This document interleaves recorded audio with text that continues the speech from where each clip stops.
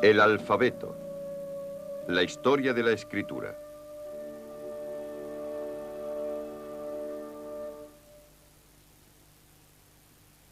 Capítulo primero. La creación de las letras.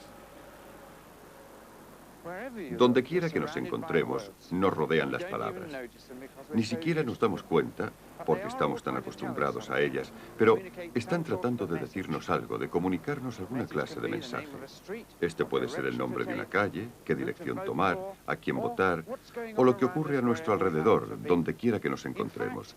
En efecto, las palabras rigen nuestras vidas. Palabras formadas por esos 26 símbolos que son las letras de nuestro alfabeto.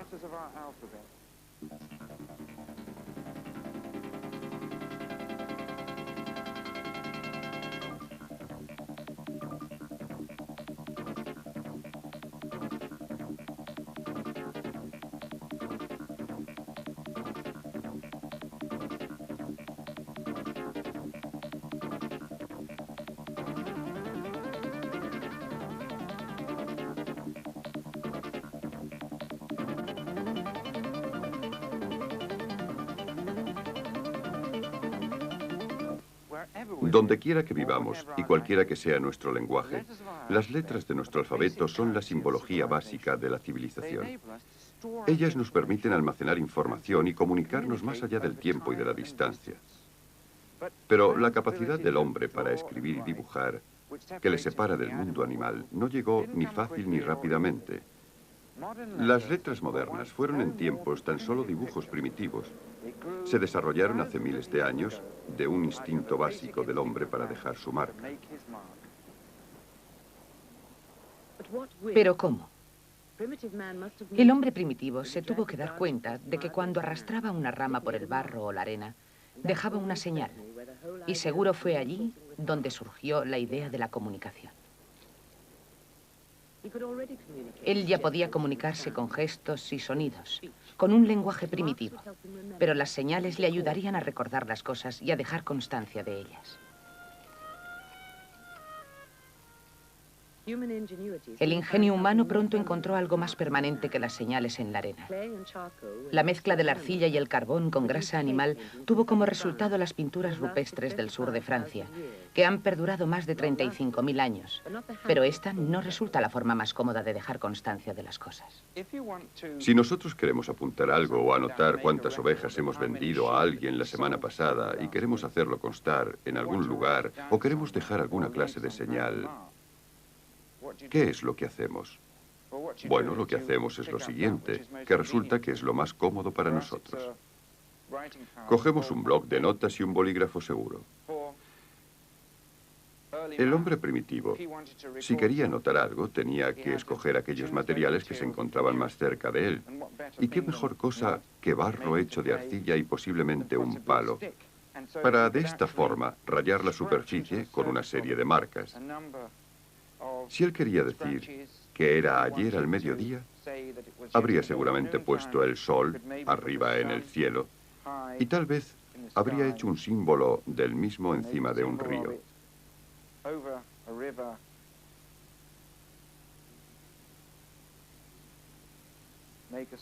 Consiguiendo de esta forma una historia grabada en la superficie de la arcilla que luego pondría a secar al sol. Entonces, eso quedaría como una anotación permanente de sus pensamientos o un apunte de lo que deseaba recordar en aquel momento. Ahora bien, esta primitiva pero sin embargo permanente forma de escribir, o sea, marcar con rayas la superficie de la arcilla, resultaba difícil de manejar. Solo tenían una posibilidad. La hacían, la cocían y ya estaba. Como mejora y desarrollo de este sistema, se empezaron a utilizar un par de tablillas portátiles recubiertas de una fina capa de cera, precursoras del libro. Y lo bueno de la capa de cera es que se puede grabar en ella con un pequeño estilete. Cualquier instrumento duro y puntiagudo puede servir. Y se puede escribir en su superficie una nota para uno mismo o para un amigo. Incluso una carta de amor. Pues luego queda sellada y cerrada de forma que nadie más puede leerla.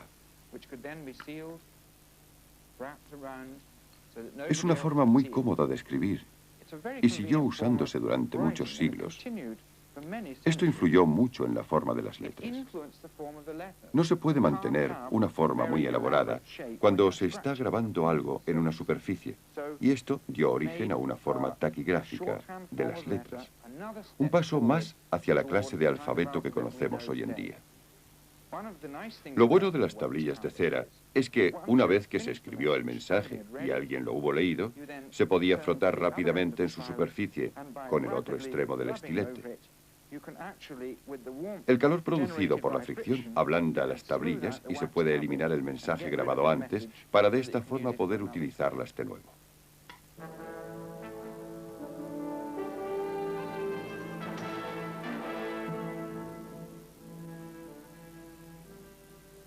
Fueron los egipcios quienes utilizaron dibujos y signos y los convirtieron en un sistema. ¿Cómo podían dejar constancia de sus logros y de su mitología? Las pinturas rupestres podían, hasta cierto punto, narrar una historia, pero una serie de signos unidos entre sí podía transmitir un mensaje más completo. Una civilización más avanzada necesitaba un sistema de comunicación más sofisticado.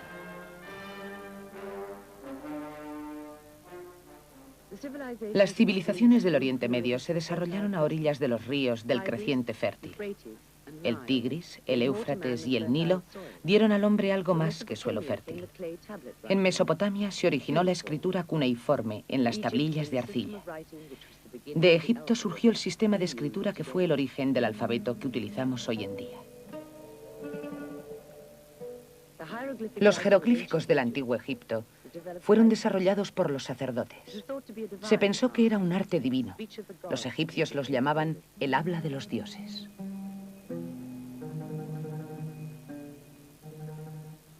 Al principio, los símbolos, el sagrado ibis, el agua, el trineo, la serpiente, representaban al objeto en sí.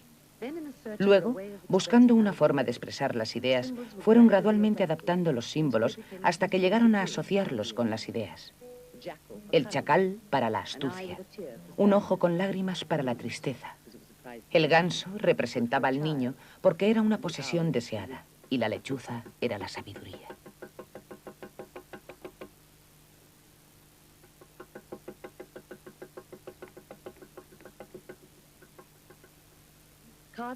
Labrar la piedra era muy laborioso. Un escriba egipcio podía estar trabajando durante horas para representar en forma escrita una idea que hoy en día podríamos escribir en tan solo unos segundos. Para guardar constancia de las leyes, hacer testamento y narrar la historia de las hazañas de faraones y generales, labrar la piedra resultaba demasiado incómodo y lento. Los egipcios necesitaban algo más fácil para el uso cotidiano, para escribir cartas de amor, enviar facturas o dar órdenes a un general en campaña. Lo encontraron muy a mano. En los pantanos del río Nilo crecía el papiro. Es una clase de planta llamada juncia, en forma de caña, con una flor en la cima y un tronco grueso, y que llega a una altura de más de 3 metros. Hace unos 4000 años se convirtió en la planta comodín de los egipcios. La utilizaron para techar sus casas.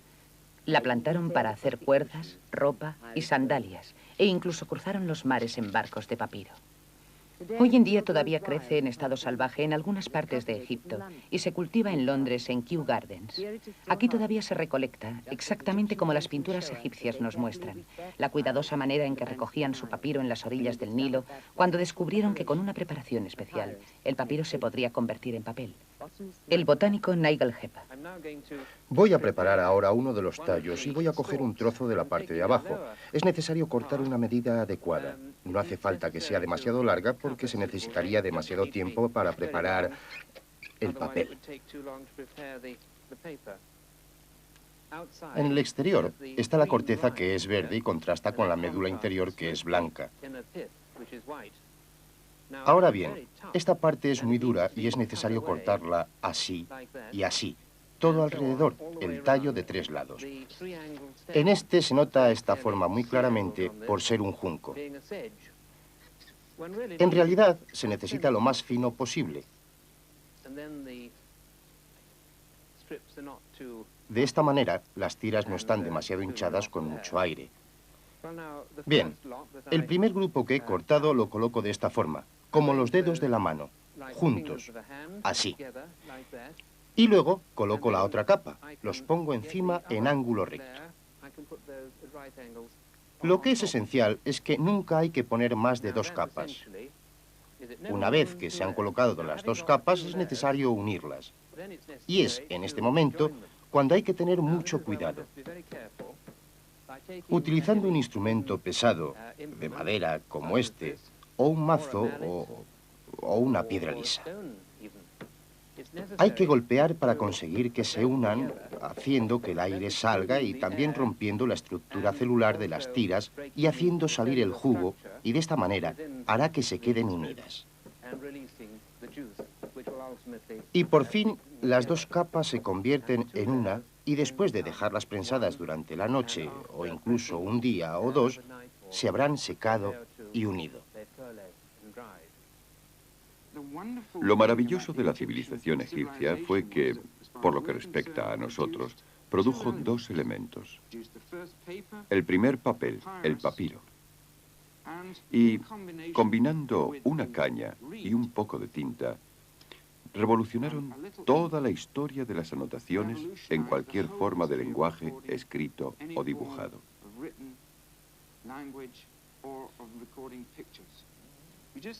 Un simple junco como este, que sale del agua o del suelo húmedo, si mascamos uno de sus extremos, como haríamos con cualquier hierba, se convierte en un pincelito muy mono.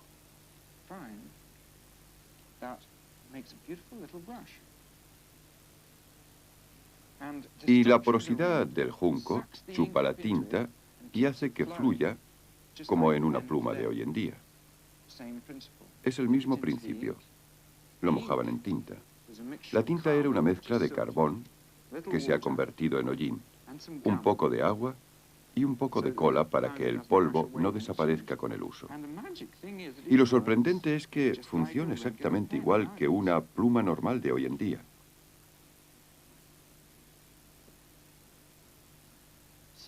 Así que la combinación de una pluma como esta, tinta y papiro, era magia. Esto permitió la transmisión de mensajes a grandes distancias y muy fácilmente. Quiero decir, imaginemos lo que sería para un cartero si tuviese que transportar una saca llena de piedras. O sea, si uno quería enviar cartas que habían sido talladas en piedra o incluso en tablillas de arcilla. Pero esto se podía enrollar, es muy ligero y se puede llevar muy lejos y almacenarlo convenientemente. La facilidad con que se puede escribir con esta tinta confiere a los caracteres una fluidez que después de haber tenido que dibujar los signos que fueron el primitivo lenguaje escrito, les parecía de una gran facilidad, de una gran rapidez y de una gran limpieza.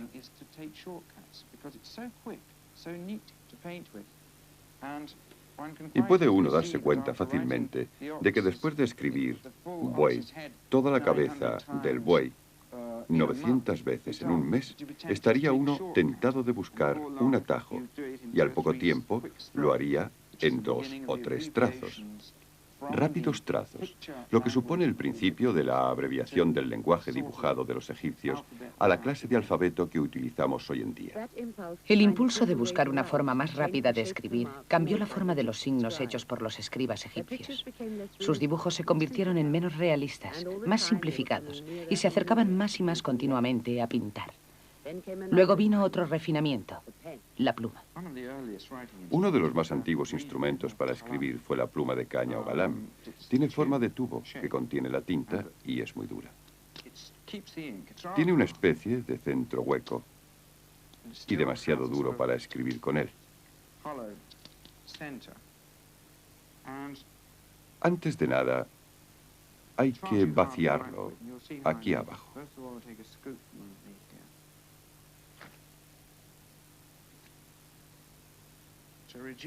Para reducir así la rigidez del material. La tinta solo fluirá de la pluma que tenga una cierta flexibilidad.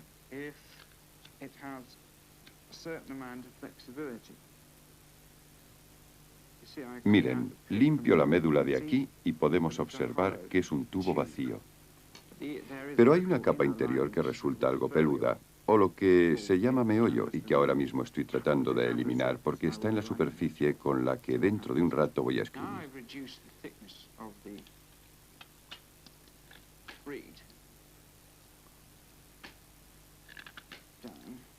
Miren lo que ocurre. Ahora que ya he reducido el espesor de la caña, empezamos a ver que algo ocurre. Es más y más estrecha hacia el final y además, puesto que es más delgada, resulta más flexible. Esto por sí solo no podrá mantener un flujo de tinta constante hacia la punta, así que voy a hacer una hendidura en ella que ayudará a que la tinta fluya mientras yo escribo.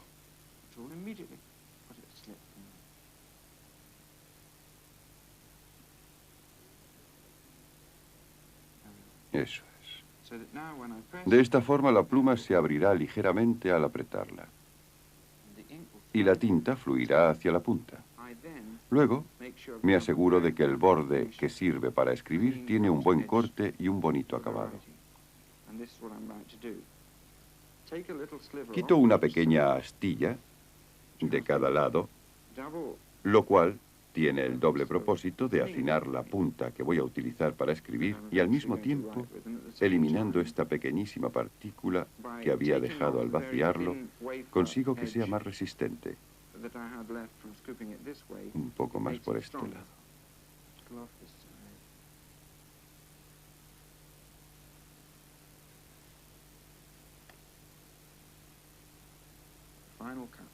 El corte final es en la punta.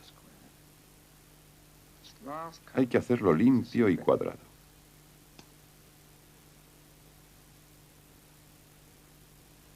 El secreto está en el último corte, porque si resulta romo, nunca escribirá bien.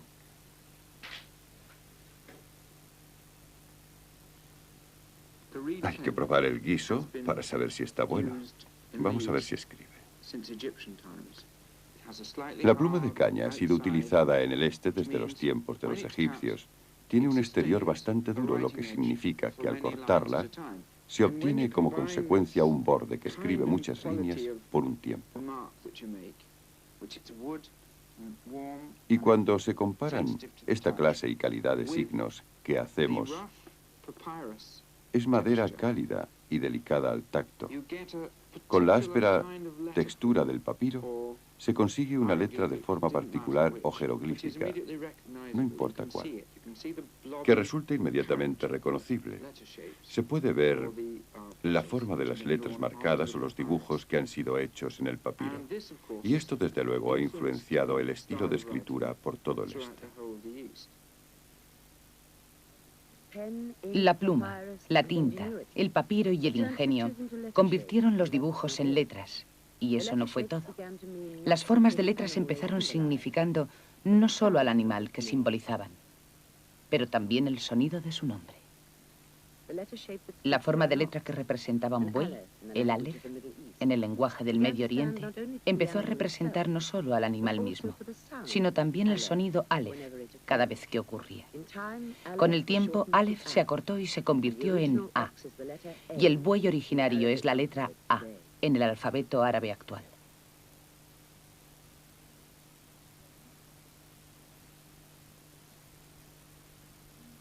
Las letras del alfabeto árabe actual, como la A, tienen su origen en los signos básicos de los jeroglíficos que trazaban los escribas al borde del Mediterráneo oriental hace 4000 años.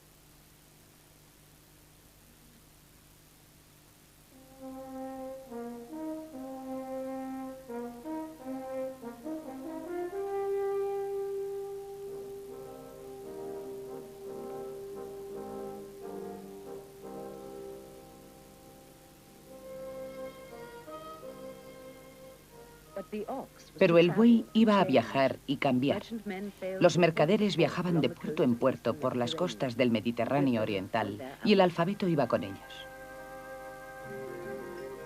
Fueron probablemente los fenicios quienes viajaron más al oeste y quienes propagaron los primeros las letras del creciente fértil a Chipre, Creta y Grecia y norte de África. El Aleph viajó a Grecia, se mezcló con el alfabeto griego y se convirtió en su letra alfa. Después de crear el alfabeto de los etruscos del norte de Italia, llegó a su destino final, en Roma. Allí se convirtió en la A romana, la letra que conocemos actualmente.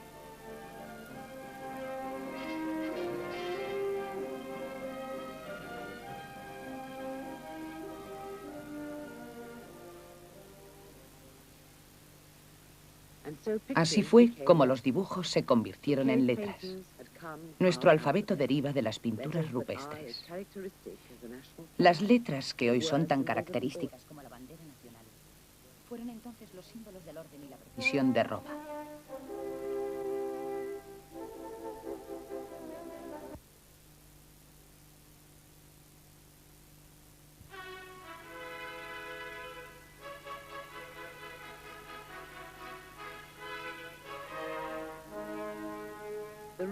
Los gobernantes de Roma compitieron unos con otros, tallando letra tras letra para proclamar la gloria de sus hazañas. Hubo pocos emperadores, generales o senadores que no soñasen con ver sus nombres en la piedra. Este es el emperador Vespasiano, asegurándose que será recordado por la posteridad. Los expertos artesanos que hicieron las inscripciones estaban muy solicitados. Para tallar una sola letra digna del foro romano hacía falta un cuidadoso proyecto. Si miramos detenidamente las formas de estas letras romanas, veremos que cada una de ellas, incluso las curvas como esta C, cabe perfectamente dentro de un cuadrado. Y esta C y esta M caben perfectamente dentro de un cuadrado. Y con la T ocurre lo mismo, exactamente lo mismo. Mientras que otras caben en la mitad, como vemos que ocurre con esta S, que cabe en la mitad del cuadrado. Este es el motivo por el cual unas letras son más anchas que otras. Así que cuando observamos una inscripción romana como esta, lo que estamos viendo es un patrón formado por una serie de cuadrados y semicuadrados distribuidos de modo uniforme. El cantero empezaba arriba en el rincón de la izquierda para luego seguir trabajando hacia abajo buscando el otro extremo. Cuando se empieza a tallar la piedra, no se puede volver atrás. El antiguo chiste, señor, tiene ahí una falta de ortografía. Mirando al cartero que está tallando letras en la piedra, no resulta tan divertido si es uno quien ha cometido ese fallo. Por lo tanto, siempre resultaba de gran utilidad tener una serie de marcas cuidadosamente planeadas como guía para la talla. Y nada más natural para los artesanos romanos que volverse hacia el amigo, que es un experto en pintar letras, para que pinte en la misma piedra las formas de las letras que él luego puede seguir con el cincel, sin tener que preocuparse de cuándo llega al final de una línea y si va a terminar saliéndose del borde de la piedra. Es una de las bases de las hermosísimas y fluidas y sensuales curvas que se pueden apreciar en las letras romanas. Yo pienso que deben su origen al hecho de que el pincel es un instrumento muy fluido para trazar signos. Pero el sistema actual no tiene los mismos resultados que se podían obtener con un pincel.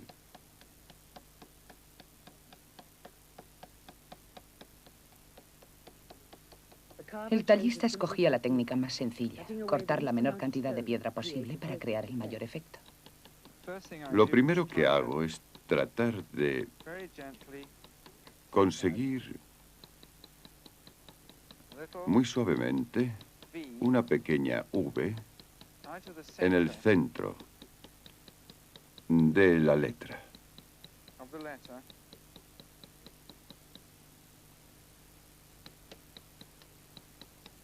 Porque si cavo mucho de una vez, la piedra salta. Utilizo la forma pintada como guía. Voy a intentar volver de nuevo al centro, ahondando un poco como lo estoy haciendo continuamente. Hay que quitarle la aspereza a la piedra. El mazo es redondo, así que cada vez que golpeo con él, la máxima cantidad de fuerza pasa del cincel hacia la superficie de la piedra. Porque si se trabaja durante muchas horas al día en esto, se da uno cuenta de que cada pequeña ayuda que el cincel nos puede proporcionar nos permite seguir adelante con cierto alivio.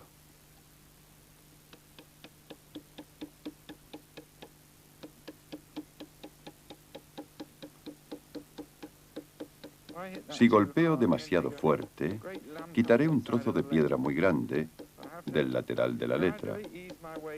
Así que tengo que ir haciendo mi trabajo gradualmente. Ahora nos podemos dar cuenta de por qué los romanos se complacían tanto en abreviar las palabras siempre que podían. Solían reducir toda una larga palabra en una serie de iniciales. Estoy tratando de modelar una V, lo que, aparte de atractivo, significa que las letras van a durar muchos, muchos años. Las gentes de Roma crearon el alfabeto latino. Los ejércitos de Roma lo llevaron por todo el mundo conocido.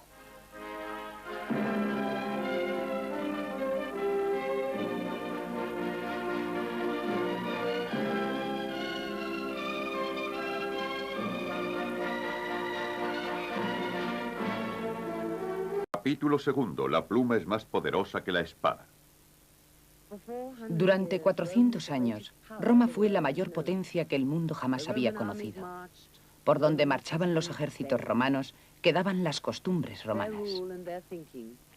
Su gobierno y su pensamiento, expresados en sus precisas y ordenadas inscripciones, se fundieron por todas las playas de lo que ellos llamaron Mare Nostrum, nuestro mar, y más allá, hasta el puesto más avanzado de todos, hacia el norte, Bretaña.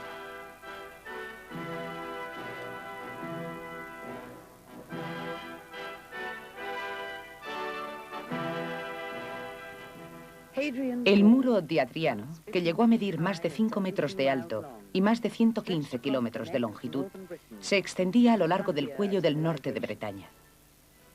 Era la frontera de la civilización. Adriano construyó el muro, según cuentan sus biógrafos, para separar a los romanos de los bárbaros. Los hombres que lo levantaron llegaron de todos los rincones del Imperio Romano, por ejemplo, de Bélgica, Francia y España. Pero trajeron con ellos su idioma y el alfabeto de Roma. Las letras romanas seguían a las espadas y los soldados romanos dejaron sus marcas en las piedras de la muralla de Adriano. Aquí tenemos algunas letras grabadas por los soldados de Julio Primo, de la 8ª cohorte de la 6ª legión. Miren, COH significa cohorte. VIII es 8. IUL significa Julio. PRIMI es primo. Estos hombres construyeron esta parte de la muralla y cuando terminaron pusieron su firma. Estas letras han sido talladas vastamente en la piedra arenisca con un cincel de hierro en una especie de taquigrafía militar abreviada para ahorrar tiempo y esfuerzo.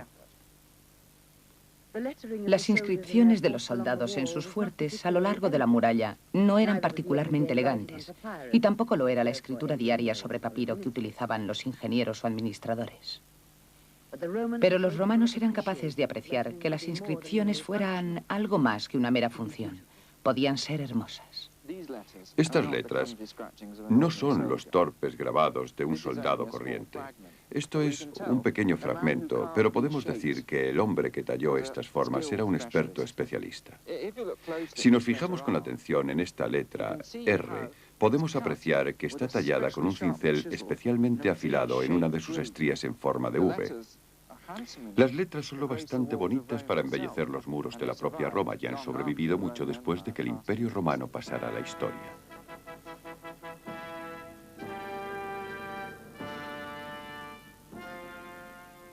Los bárbaros triunfaron, Roma se desplomó y durante la Edad Media el hombre una vez más vivió gracias a la espada. La escritura en Europa por poco desapareció. Pero sobrevivió en Iona.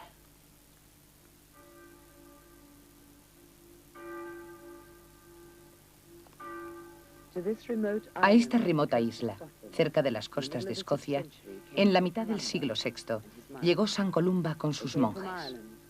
Venían de Irlanda, abrazados a los evangelios cristianos, que copiarían para difundir sus creencias y mantener viva su religión.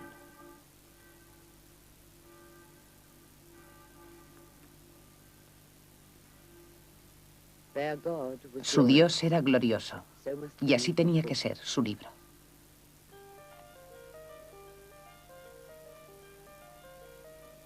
En el libro de Kell, la gloria de su caligrafía alcanzó su cima. Su texto celta estaba basado en la escritura de Roma, pero las formas habían cambiado con el paso de los siglos y los monjes ahora añadían sus elaboradas decoraciones.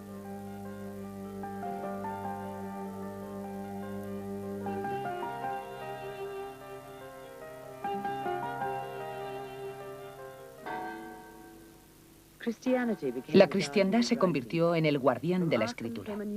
Un nuevo florecimiento de este arte vino a Aquisgrán. Aquisgrán era la capital de Carlomagno, un bárbaro, un rey y un cristiano.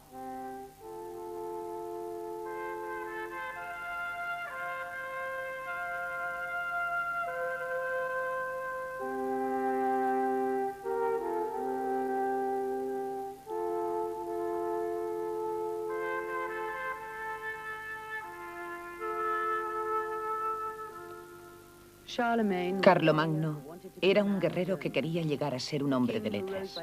Un rey que se alzó por la espada, pero soñaba con la pluma. Aprendió a leer por sí solo, pero a pesar de que guardaba en su mesilla de noche unas tablillas de cera para practicar, jamás aprendió a escribir. Soñaba con recrear el Imperio Romano y el día de Navidad del año 800 fue coronado emperador de Roma. Los pilares de su palacio en Aquisgrán fueron traídos de Roma y el mármol de su trono de Grecia. Y aquí fue donde nombró a Alcuino, monje de York, su bibliotecario y maestro, y le ordenó copiar no solo textos religiosos, sino todos los trabajos científicos y literarios del mundo griego y romano que habían sobrevivido.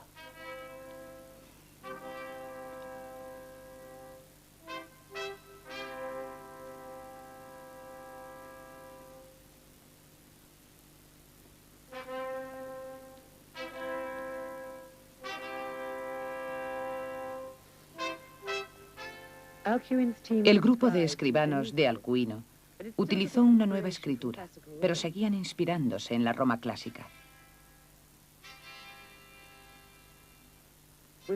Tenían que copiar tantísimos volúmenes que tuvieron que encontrar a la fuerza un tipo de escritura más corriente.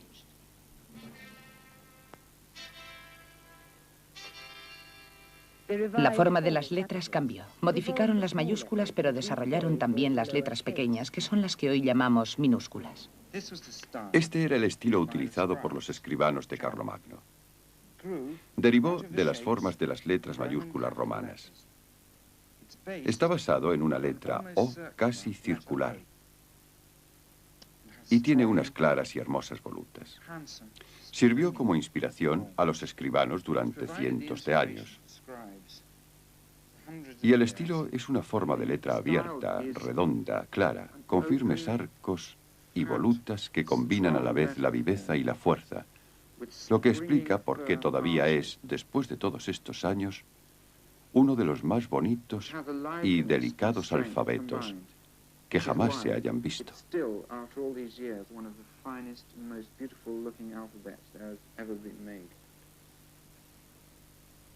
Los escribanos encontraron nuevos estilos de escritura y nuevos instrumentos para escribir. A la caña se le unió la pluma de ave y rápidamente la de ganso se convirtió en la pluma favorita.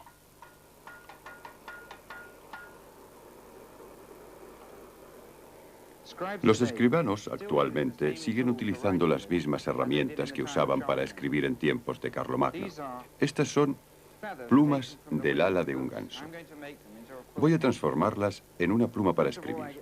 Lo primero que hago es deshacerme del agua que se encuentra en el interior del tubo donde han estado en remojo. Y se darán ustedes cuenta de que su color es lechoso y son muy flexibles, porque el remojo las ha hecho flexibles y suaves. Ahora bien, la siguiente cosa que tengo que hacer es endurecerlas, para que no se gasten con demasiada rapidez cuando vaya a escribir. Y una de las cosas que hago es sumergirlas muy rápidamente en arena caliente, lo que hará que el cañón se cueza y se endurezca. Ahora voy a llenar los cañones uno por uno con arena caliente para que entre bien hasta la base del cilindro del cañón. Si la arena no está lo bastante caliente, los cañones no se endurecerán, seguirán estando blandos. Y si está demasiado caliente, bueno, entonces se quemarán, se rizarán y estropearán en los extremos. Entonces, después de haberlos llenado, los extiendo y los sumerjo en la arena, dentro, fuera. Hay que controlar. Puedo verlo al instante. Se están quemando por un extremo. Esto significa que están en su punto, dentro y fuera. No hay que dejarlos en la arena demasiado tiempo y tengo que limpiarlos, eliminar la arena. Y después cojo con rapidez un paño, un trapo y limpio el cañón, eliminando los últimos rastros de cutícula o membrana que suelen estar en el interior del mismo. Algo muy espectacular le ha ocurrido al cañón. Está mucho más claro en comparación con el color que tenía antes de empezar esta operación. Se puede ver muy fácilmente la diferencia. Las plumas han cambiado por completo. Ahora están transparentes y duras, en contraste con la blandura lechosa del cañón que ha estado en remojo.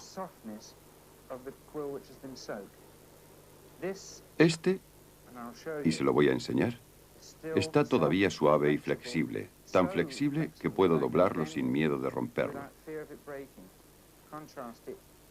Comparémoslo con la quebradiza calidad de una pluma endurecida.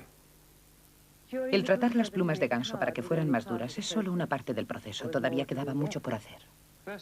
Lo primero que tenemos que hacer, y que resulta sorprendente después de haber visto tantas películas de Hollywood, es eliminar este trocito aquí. Hay una razón muy buena. Cuando estamos escribiendo puede pincharnos en el hombro o en el ojo, o algo parecido. Y arrancamos las barbas. Las arrancamos porque, si no, es muy difícil de manejar. Hay que eliminar la pelusa. Entonces, dirijo mi atención al extremo del cañón, que es la parte que vamos a convertir en un plumín. Ahora bien, el paso siguiente es quitar una parte de abajo de este objeto en forma de tubo para conferirle un cierto equilibrio a la flexibilidad de este instrumento de escritura. Y entonces cojo mi navajita o cortaplumas.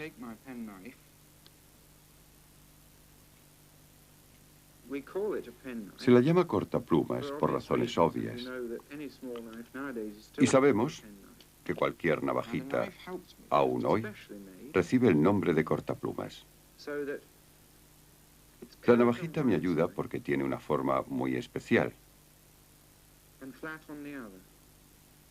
Es curva por un lado y recta por el otro.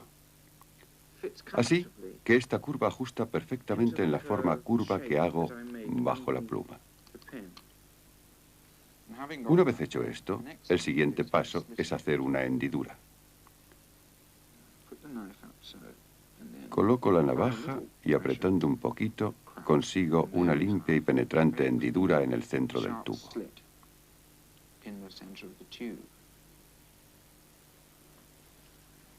Luego hay que darle la forma de un plumín. De nuevo, la curva de la hoja de la navaja ajusta perfectamente en la curva que estoy haciendo.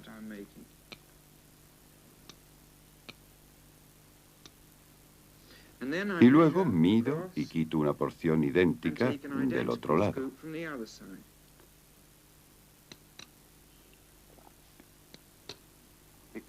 El cañón ha sido tratado y endurecido en arena caliente y templada para conseguir la justa consistencia, de modo que la navaja lo corte con limpieza, dándome una pluma bonita y resistente. Un poco más.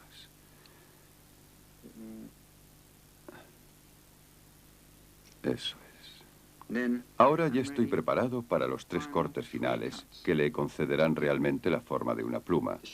Entonces la coloco sobre una superficie plana, a ser posible algo que no desafile la navaja, y hago un corte superficial con un ángulo de 60 grados, Y luego 2 tajos verticales en ángulo de 90 grados, 2 cortes pequeños, diminutos.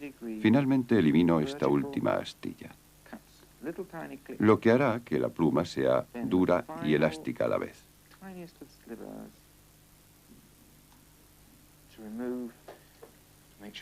Estas calidades se verán reflejadas inmediatamente en las letras que tengo que hacer. La finura de esta pluma hace que mis letras sean hermosas, finas y limpias al mismo tiempo. Así que la mojo en la tinta.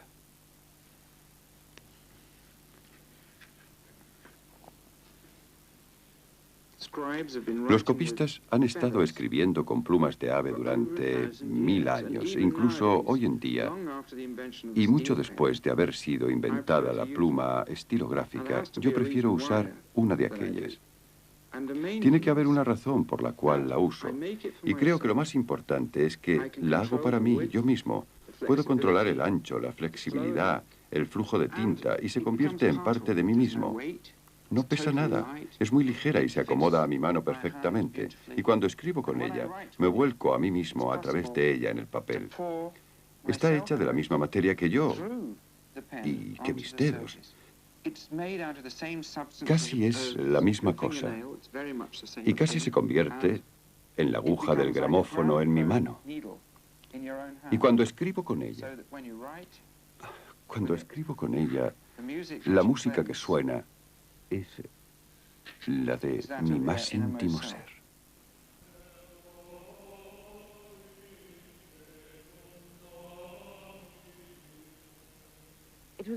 Fueron los monasterios de Europa, seguros e inexpugnables, como el de Mont Saint-Michel, los que crearon y conservaron los más hermosos manuscritos medievales. Una labor de amor para su Dios.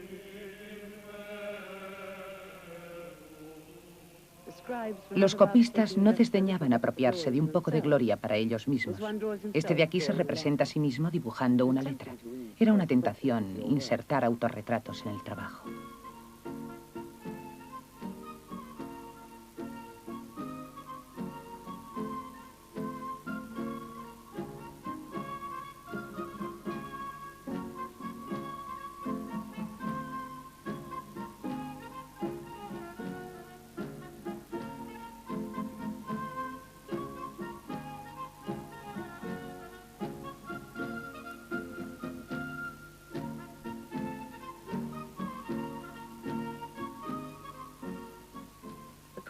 Copiar y decorar libros se convirtió en una industria de envergadura. También copistas seglares e incluso mujeres aprendieron las técnicas perfeccionadas por los monjes. Escribían sobre vitela, que es piel de ternero raspada. Iluminaban los textos con oro. Las técnicas del iluminador no han cambiado desde hace siglos. Y yo estoy aquí trabajando de la misma forma en que los monjes de hace 900 años lo habrían hecho.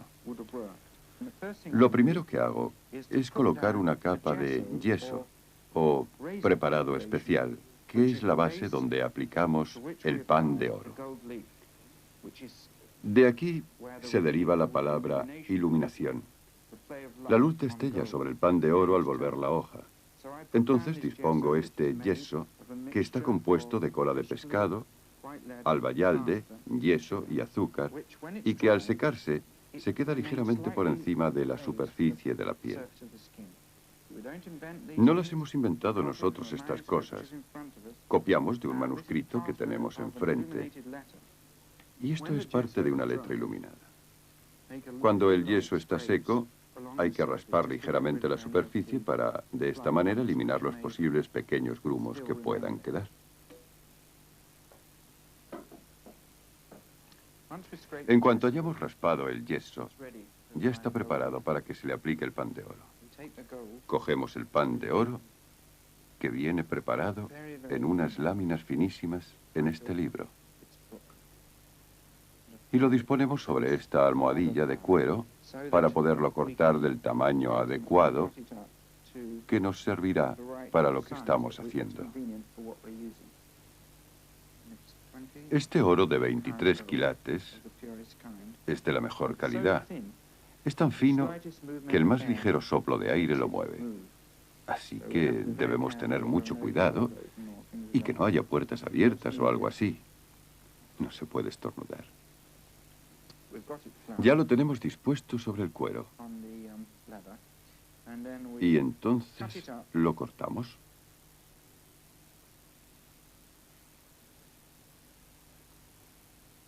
Lo cortamos en trocitos adecuados para el tamaño de la letra que voy a hacer.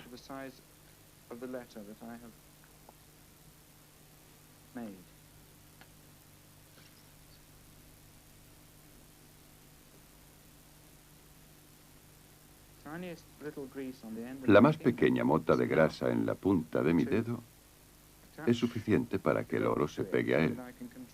Así que debo tener cuidado. Entonces cojo el buril, que está hecho de oligisto o cornalina, y que está pulido en un extremo y tiene la forma adecuada para ayudarme a presionar este pan de oro en el yeso. Después de haber puesto el yeso y de haberlo raspado para que quede liso, tengo que humedecerlo para que el pan de oro se adhiera a él. Entonces soplo y aspiro a través de este pequeño tubo para que la humedad de mis pulmones se deposite sobre la superficie.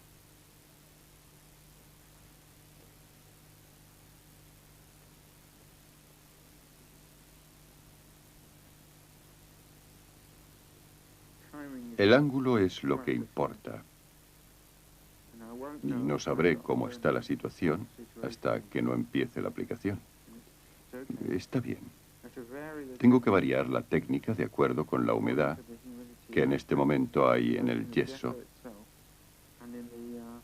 y en la habitación. Y una vez que noto que la superficie del yeso está en su punto, la aprieto muy fuertemente. Si está demasiado seca, el pan de oro no se pegará. Y si está demasiado pegajosa, el yeso se ablandará, se correrá por toda la superficie.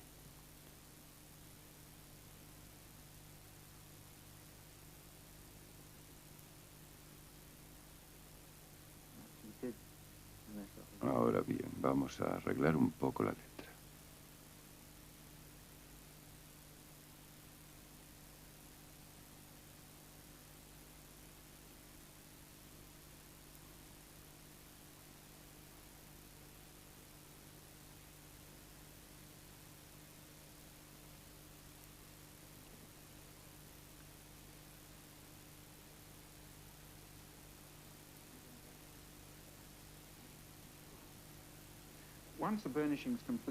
En cuanto hayamos completado la aplicación, tenemos que eliminar la parte del pan de oro que se pueda haber adherido a la superficie de la piel, en zonas donde no lo necesitamos.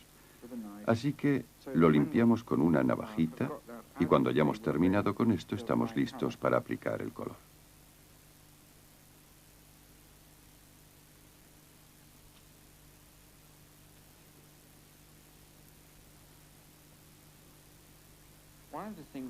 Una de las cosas que primero notamos cuando miramos una página de un manuscrito iluminado es el color, la calidad del color. Puede que no nos demos cuenta, pero no es por casualidad que esos hermosos rojos nos llamen tanto la atención desde la página en la forma en que lo hacen. Una de las razones es que el polvo con que la mayoría de las pinturas y los colores están hechos ha sido ligado con varios ingredientes, uno de los cuales es la yema de huevo. Y voy a hacer eso mismo aquí y ahora. Les voy a demostrar cómo se separa antes que nada la yema de la clara. Y luego la sostengo por la tetilla.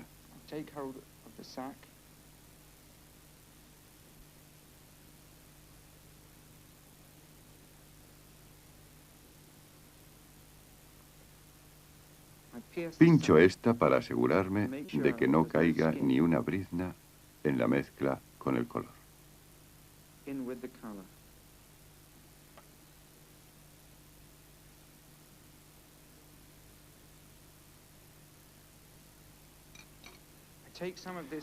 Tomo un poco de la yema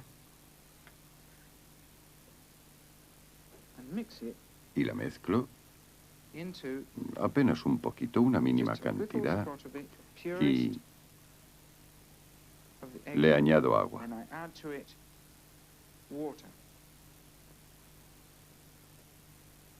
1, 2, 3, 4, 5, 6, 7, 8 gotas son suficientes para esa pequeña cantidad de yema y transforma este sencillo color rojo en algo que destaca vivamente de la superficie de la página.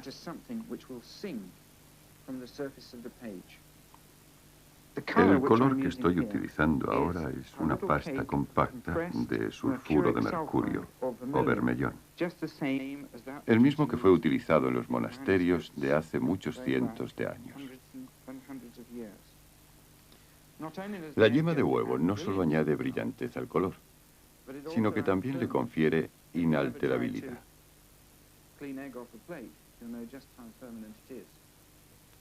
Y si alguna vez han intentado ustedes limpiar algún resto de huevo de un plato, se habrán dado cuenta de lo difícil que resulta.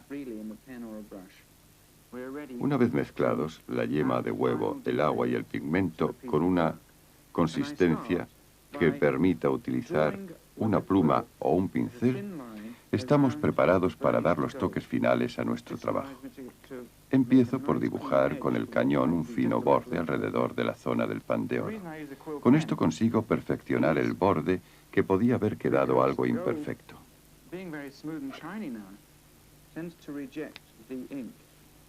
Utilizo una pluma de cañón porque el pan de oro, al ser tan suave y brillante, tiende a rechazar la tinta y el borde de la pluma, ligeramente áspero, raspa una cantidad de tinta a lo largo del dibujo y evita que se corra.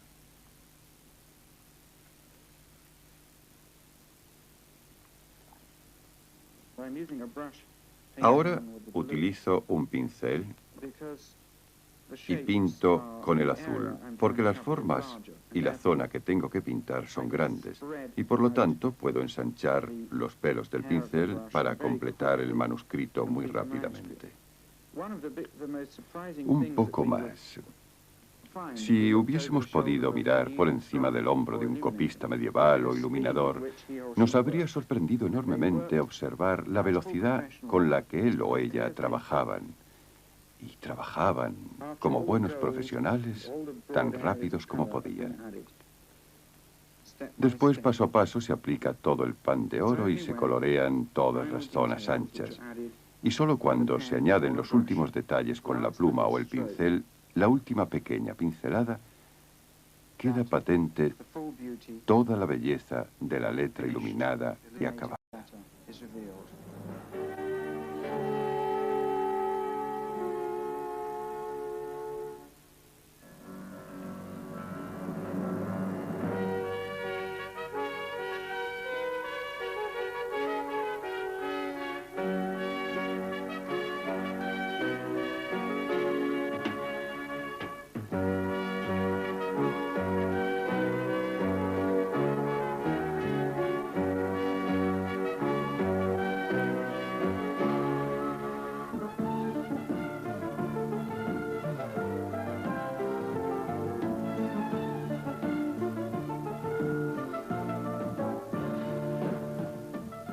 El alfabeto.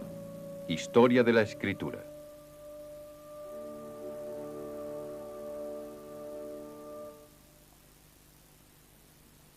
Capítulo 3. Calígrafos, impresores y grabadores. Los primeros años del siglo XIV vieron el florecimiento de las grandes ciudades de Europa. El ambiente era favorable para los creadores de letras y los pintores de cuadros.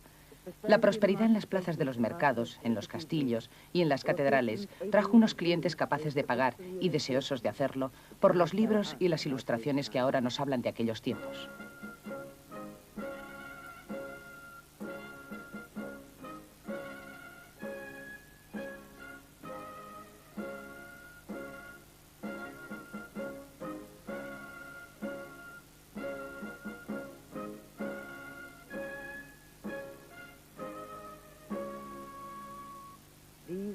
Estos fueron los grandes días de los libros escritos a mano, que eran una obra de arte.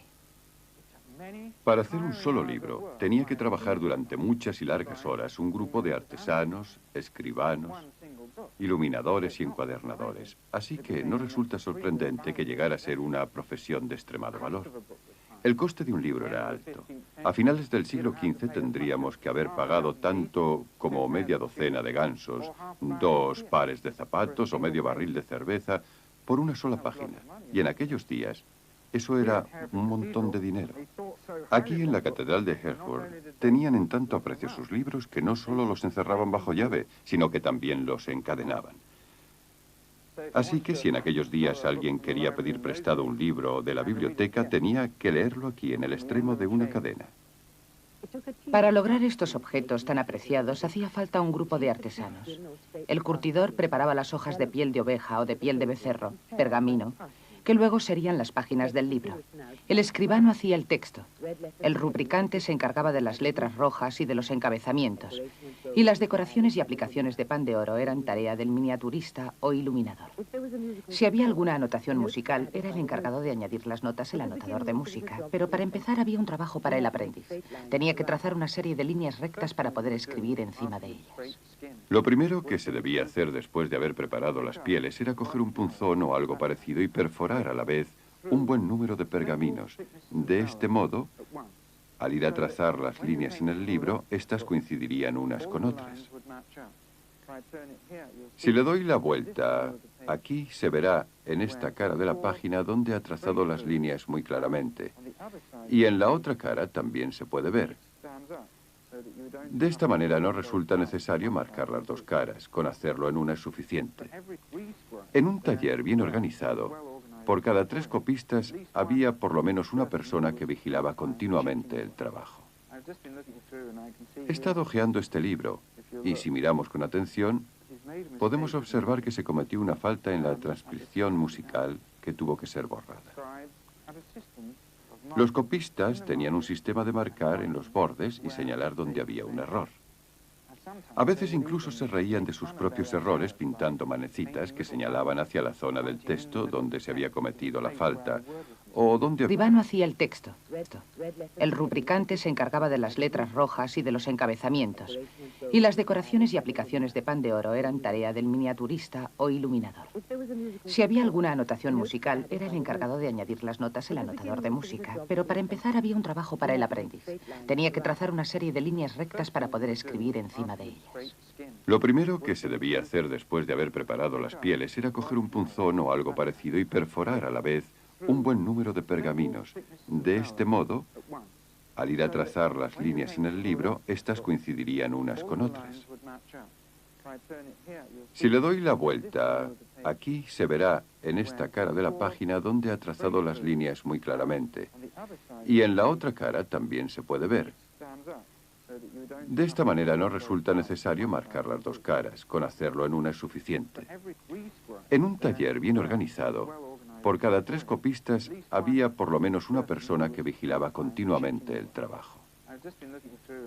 He estado hojeando este libro y si miramos con atención, podemos observar que se cometió una falta en la transcripción musical que tuvo que ser borrada.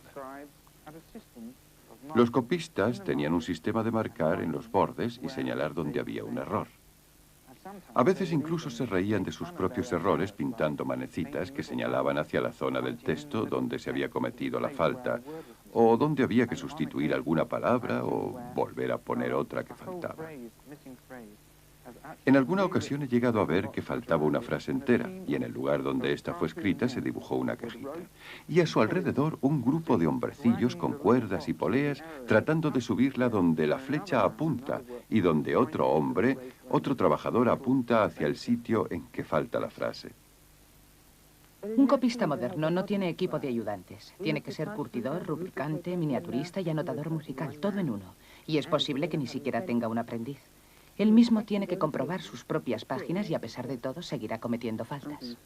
Estoy viendo que algo está pasando aquí y es que si sigo escribiendo en este tamaño no me va a caber todo en la cinta que he dibujado y no me queda más remedio que volver a empezar nuevamente.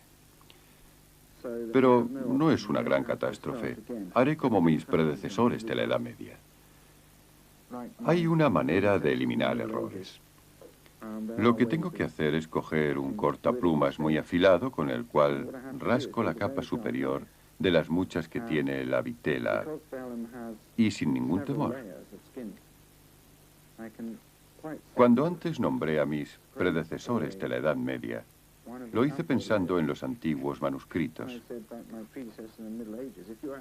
Si miramos detenidamente una de sus páginas, nos daremos cuenta de que a menudo el copista cometía errores y tenía que rascarlos y corregirlos. La única diferencia es que nosotros, una vez que hayamos terminado de rascar, podemos decir dónde se ha hecho esto muy fácilmente porque la superficie nunca se queda tan lisa como al principio y a lo largo de los siglos la suciedad tiende a acumularse en los sitios donde se han efectuado las correcciones.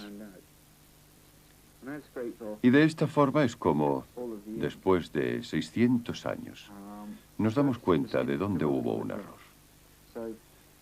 Cuando he conseguido eliminar toda la tinta, la superficie de la piel sigue estando algo áspera, por lo que la limpio un poco con mi dedo pulgar para tratar de igualarla con el resto del pergamino o vitela. El paso siguiente consiste en aplicar en esta zona un poco de grasilla para que la tinta no se corra. Voy a emplear otro truquito. Voy a unir la V doble con la A mientras escribo. De esta forma, la impresión que las letras causan en la vista es tal que el ojo podrá ver inmediatamente de una a otra y leer al momento la palabra entera. Alto para comprimir la palabra para que quepa en este espacio. Los clientes de los copistas modernos solían ser alcaldías o corporaciones, coleccionistas particulares o la reina para los envíos de cartas reales. En ocasiones, incluso alguien que deseaba tener eliminado su poema favorito. Y tenía que rascarlos y corregirlos. La única diferencia es que nosotros, una vez que hayamos terminado de rascar, podemos decir dónde se ha hecho esto muy fácilmente porque la superficie nunca se queda tan lisa como al principio y a lo largo de los siglos la suciedad tiende a acumularse en los sitios donde como al principio y a lo largo de los siglos la suciedad tiende a acumularse en los sitios donde se han efectuado las correcciones. Y de esta forma es como, después de 600 años, nos damos cuenta de dónde hubo un error. Cuando he conseguido eliminar toda la tinta, la superficie de la piel sigue estando algo áspera, por lo que la limpio un poco con mi dedo pulgar para mente porque la superficie nunca se queda tan lisa como al principio y a lo largo de los siglos la suciedad tiende a acumularse en los sitios donde se han efectuado las correcciones. Y de esta forma es como, después de 600 años, nos damos cuenta de dónde hubo un error.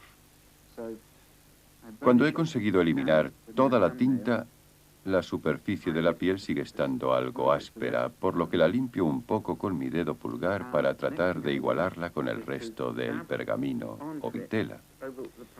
El paso siguiente consiste en aplicar en esta zona un poco de grasilla para que la tinta no se corra. Voy a emplear otro truquito. Voy a unir la V doble con la A mientras escribo. De esta forma, la impresión que las letras causan en la vista es tal que el ojo podrá pasar inmediatamente de una a otra y leer al momento la palabra entera. Hago esto para comprimir la palabra para que quepa en este espacio. Los clientes de los copistas modernos solían ser alcaldías o corporaciones, coleccionistas particulares o la reina para los envíos de cartas reales, y en ocasiones incluso alguien que deseaba tener iluminado su poema favorito. Los copistas iniciales fueron los primeros monjes y sus obras eran siempre religiosas. Mirando hacia adentro tras los muros de un monasterio, sus intereses eran espirituales. Más tarde los copistas legos se volvieron hacia el mundo exterior y reflejaron la dura realidad de la época.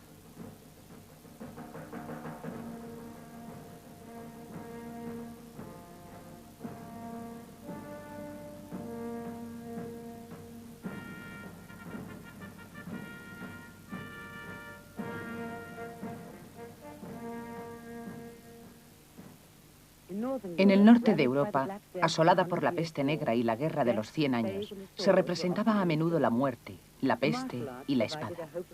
Las artes marciales proporcionaron una esperanza de triunfo sobre el mal, y vemos que las formas de las letras utilizadas por los copistas nórdicos empezaron a reflejar todo esto. Desarrollaron el estilo gótico, con sus letras verticales y puntiagudas. Este copista nórdico cambió el estilo de las letras heredadas de Carlomagno. Por ejemplo, la decisiva letra O. Nosotros llamamos a la O la madre del alfabeto porque en el interior de su redonda forma podemos encontrar reflejadas las formas de muchas otras. La letra T, la letra U, la letra S, todas se adaptan perfectamente. Y lo que decimos de la letra básica, de la forma de la O y sus cambios a lo largo de los siglos, podemos aplicarlo a todas las demás letras del alfabeto. Hemos dicho que empezamos en la época carolingia con una O redondeada, prácticamente circular, que ha ido reduciéndose a lo largo de los años, haciéndose más angulosa, hasta que por fin terminó en el estilo gótico, que es de trazo espeso, oscuro, fuerte y de forma geométrica. Así que si escribimos aquí arriba las letras A, B y C en escritura carolingia y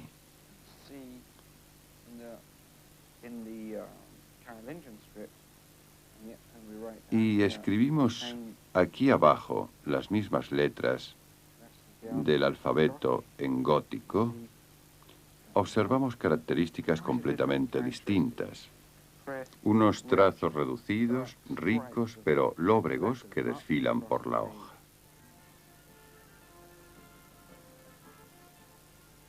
La escritura nórdica.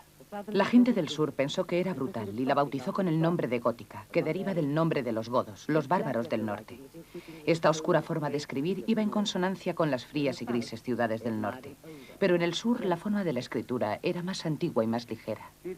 Los italianos rechazaron los trazos verticales, fuertes y ásperos, de las negras letras góticas que se llevaban en todo el resto de la Europa de aquel tiempo.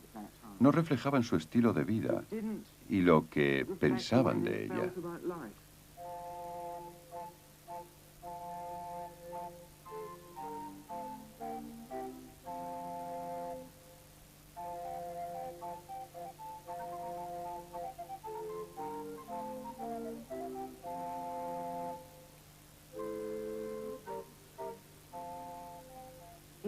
Los italianos seguían utilizando las letras del Imperio Romano, y de estas derivaron las mayúsculas de un nuevo estilo de escritura, mientras que las minúsculas derivaron del estilo carolingio.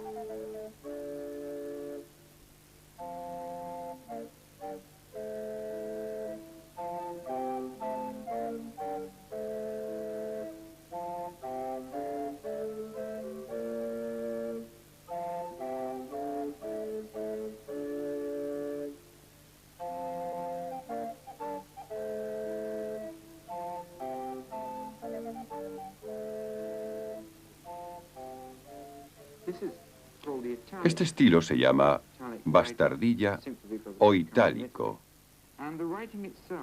sencillamente porque proviene de Italia, y es un estilo de trazos abiertos, ligeros y sueltos que reflejan un creciente interés en la vida de la Roma clásica. Lo que llamamos bastardilla era la base de la escritura cotidiana en aquellos tiempos, y personas como Leonardo da Vinci o Miguel Ángel escribieron en este estilo que podemos llamar itálico. También la Secretaría Papal adoptó este estilo. De este modo, cuando se enviaba una carta fuera del Vaticano, se mandaba al mismo tiempo un ejemplo de escritura itálica a todas las naciones de la cristiandad.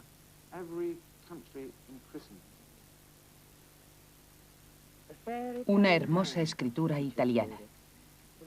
Así la llamaban los maestros. Para los abogados y los banqueros era su estilo oficial. Y pronto se convirtió en el estilo utilizado por los diplomáticos y por los hombres de letras de las universidades de Europa. Reemplazó el estilo gótico y fue la escritura del rico y poderoso. Isabel I aprendió la escritura itálica con su tutor. María, reina de Escocia, escribió sus cartas de amor en este estilo. Y cuando Felipe II decretó la invasión de la Inglaterra de Isabel por medio de la Armada, también utilizó la bastardilla.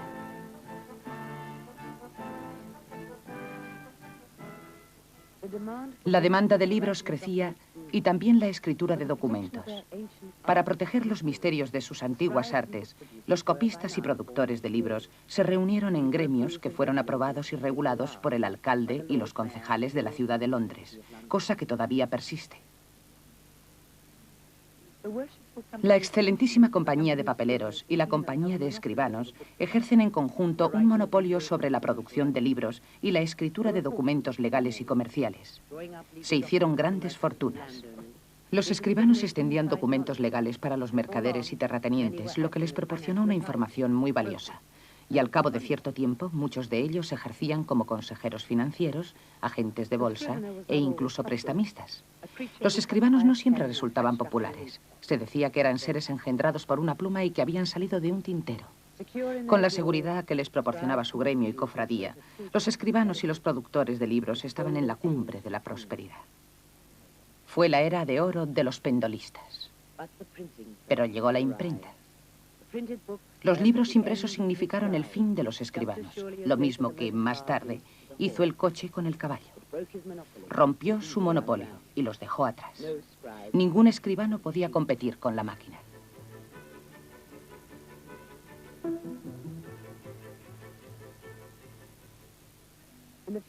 Durante los 50 años siguientes a la invención de la imprenta en Alemania, a mediados del siglo XV se imprimieron 6 millones de libros. Una imprenta podía producir unas 120 páginas en una hora, mientras que el escribano solo podía hacer una.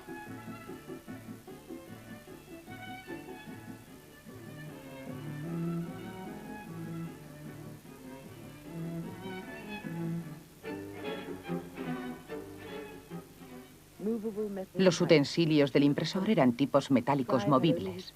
El escribano solo tenía su pluma de ganso y al final se rindió.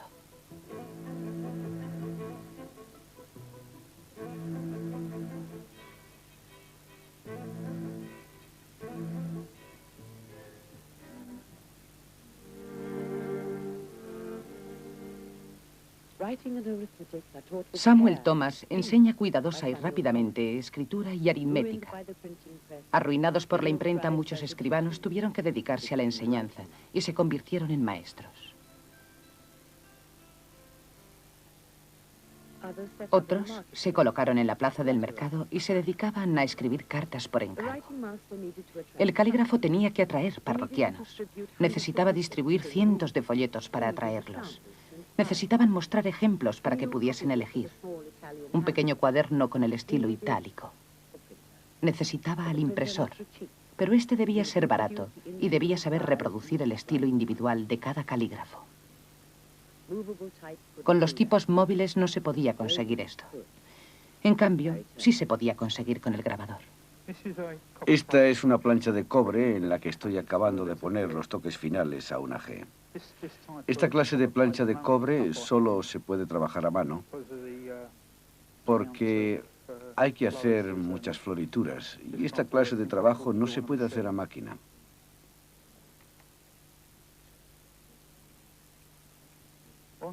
En esta T, que estoy terminando, hay que dejar en la base una textura áspera, porque al ser muy pesada necesita tener una base áspera para recibir la tinta correctamente. En una letra más fina tendríamos que dejar una base cóncava.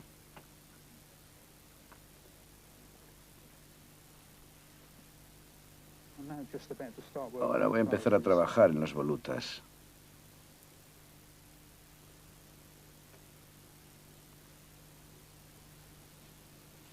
La plancha está apoyada en lo que llamamos saco de arena, lo que me permite mantener mi mano quieta mientras la plancha se mueve para que yo pueda grabar las volutas.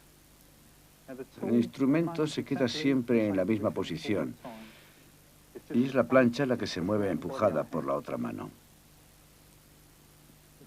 Esto resulta un movimiento muy lento y la base se suaviza y redondea muy ligeramente, de forma que el centro resulte más profundo que los lados, para que la tinta agarre bien.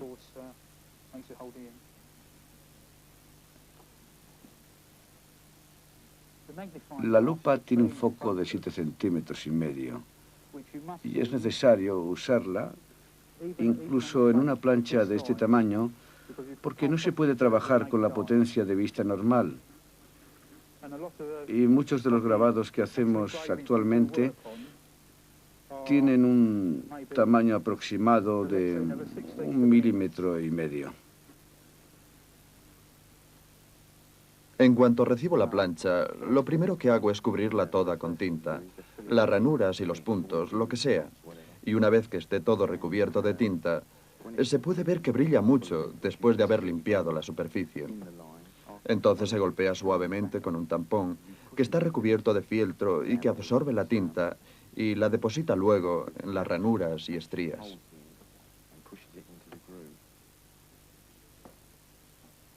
Hay que eliminar la mayor parte de la tinta con un paño que pasaremos por la superficie de la plancha.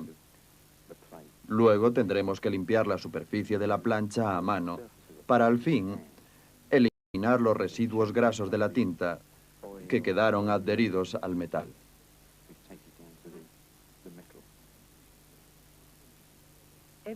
Todo impresor escuchaba machaconamente desde los días de iniciar su aprendizaje que había que eliminar todo resto de tinta de la superficie de la plancha. Moja entonces la palma de la mano en tinta, que por su ligerísima consistencia grasienta hace que el jaboncillo se adhiera perfectamente a ella, consiguiendo así un abrillantador muy adecuado para dejar la plancha preparada para el siguiente paso. Lo importante es no eliminar la tinta que se ha depositado en las estrías. Solamente hay que eliminar la que sobra por la superficie y ya está. Una plancha de cobre con un grabado bien tratado podrá servir para imprimir varios cientos de ejemplares antes de que se desgaste, y cada uno servirá para dar a conocer al calígrafo y a su estilo favorito.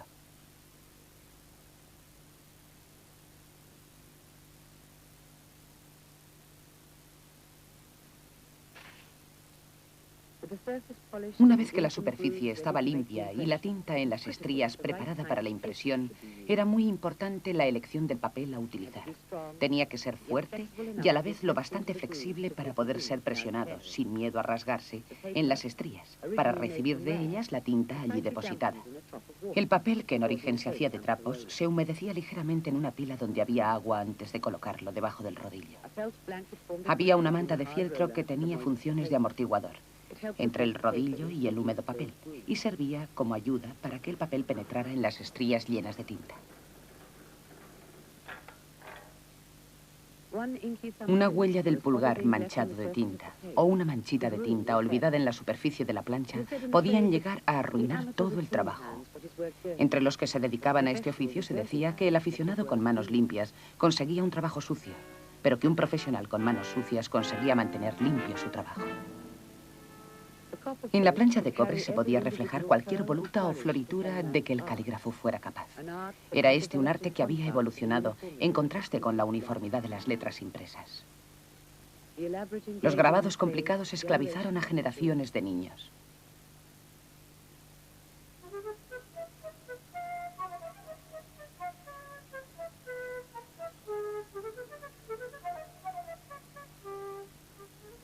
El trabajo de un muchacho desde los 10 hasta los 13 años muestra lo que se podía hacer. Este es un ejemplo de la escritura que se hacía en una pequeña escuela rural.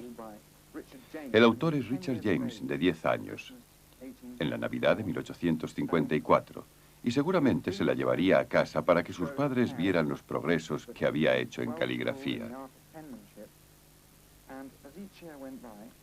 Con el paso de los años, seguiría mejorando. Y además de este ejemplo de su caligrafía, aquí tenemos otros ejemplos de sus estudios de historia y geografía. Fíjense en este precioso dibujo de la batalla de Sebastopol. Un croquis del terreno hecho con pluma de ganso, y también la disposición de las tropas, la clase de cosas que podían entusiasmar e interesar grandemente a un muchacho de su edad. Él, sin duda, tenía mucha destreza en el uso y manejo de la pluma de ganso o cañón. Era una buena propaganda para el colegio, al que no le venía nada mal. Y yo creo que incluso el maestro pensaba en ello cuando los chicos hacían sus tareas. Fíjense en el control que demuestra el trazo hacia abajo mientras la pluma de ganso ejercía presión y en la suavidad del trazo al ir hacia arriba. La señal es muy fina. Y además cada letra estaba trazada muy elegantemente y hay un espacio regular entre una y otra al mismo tiempo que el trabajo avanza. Un trabajo realmente precioso. No creo que ningún muchacho de 13 años pueda hacerlo también hoy en día. En aquellos tiempos tampoco había muchos capaces de hacerlo, pero los escolares victorianos trabajaban duro porque pensaban que su futura prosperidad dependía de su buena mano. Hemos hecho esto para que vieran cómo se hacen las letras. Un trazo inicial para que la tinta empiece a fluir libremente por la pluma. Un trazo hacia abajo más espeso, un trazo hacia arriba más fino y de nuevo un trazo fuerte hacia abajo. Y no tengan miedo de levantar la pluma del papel si con esto creen que les va a resultar más fácil. En redondo y nuevamente hacia abajo.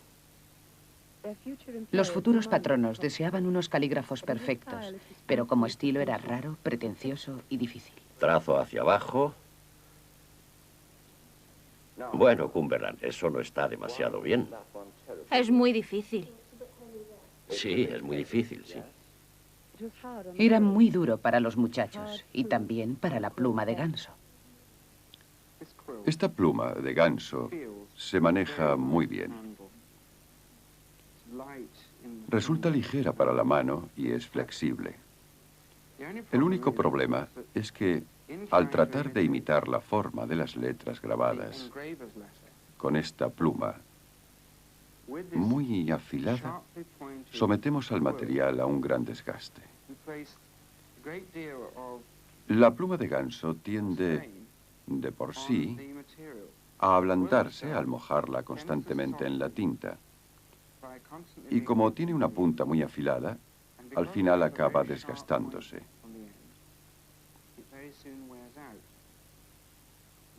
Otro problema que preocupó constantemente a los calígrafos a lo largo de muchos años fue que las dos partes de la punta de la pluma, o plumín, tienden a separarse con el uso, lo que hace que la escritura resulte de trazo más grueso de lo que sería deseable. Ya nos podemos imaginar lo que sería su trabajo con todos estos problemas. La pluma de ganso, a pesar de ser un objeto muy bonito, con el uso se ablanda. El plumín se abre y su punta se vuelve roma. Y esto es lo que sucede, manchamos nuestro cuaderno.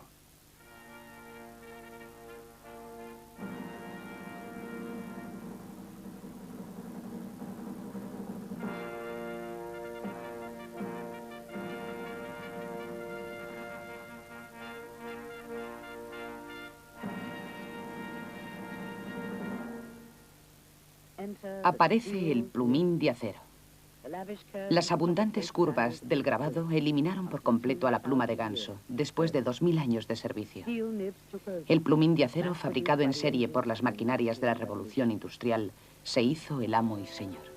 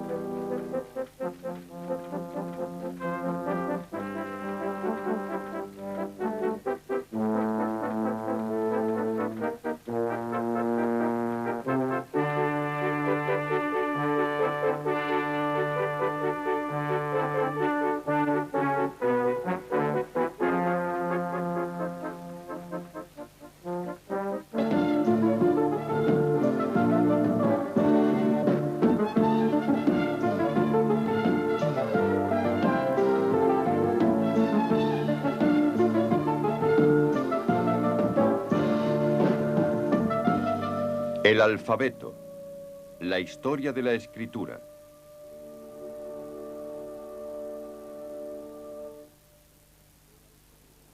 Capítulo 4. La escritura, el arte de todo hombre.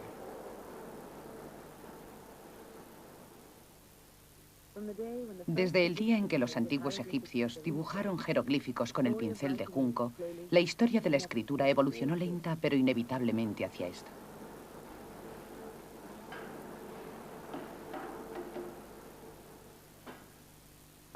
En tiempos de la Revolución Industrial, los estilos de escritura que se desarrollaron durante 5000 años habían producido el estilo de escritura victoriana que nosotros conocemos como letra inglesa. Era una época en la que todo hombre deseaba escribir y cada mano deseaba algo que le sirviese para hacerlo. La respuesta victoriana a todo esto fue el plumín de acero.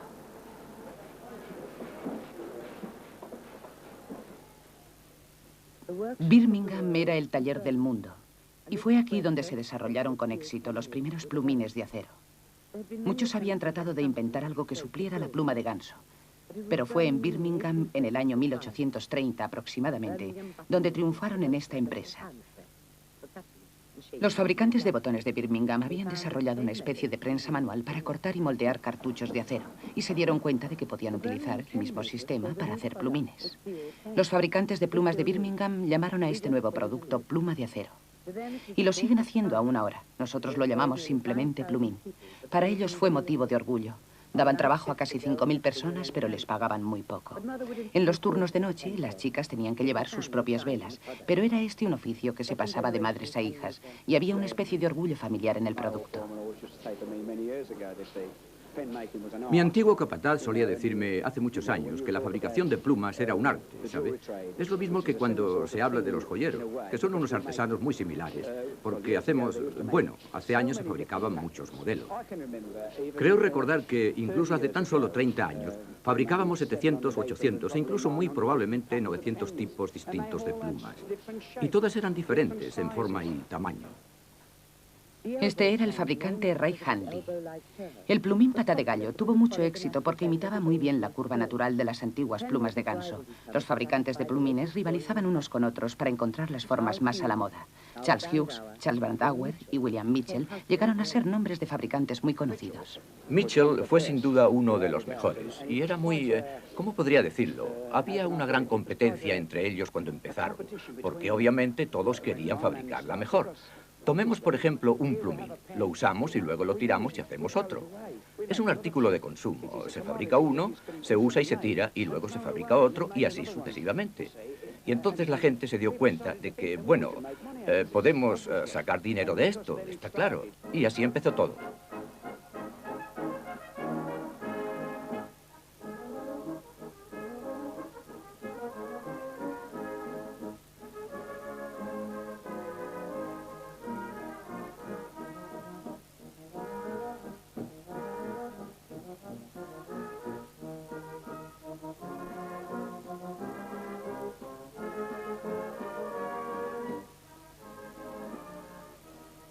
En el año 1900, los fabricantes de plumines de Birmingham exportaban más de 500 millones de unidades cada año.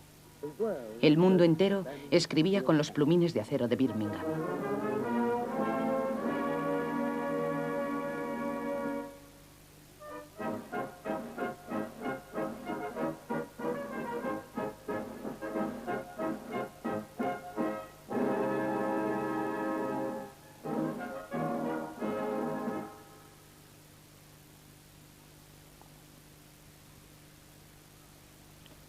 El plumín de acero era mucho mejor que la pluma de ganso para poder escribir en el estilo que los grabadores en planchas de cobre habían puesto de moda, la letra inglesa.